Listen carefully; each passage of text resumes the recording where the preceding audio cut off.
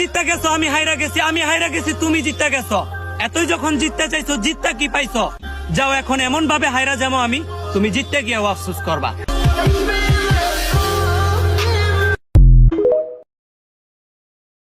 যাদের যাদের মন ভেঙেছে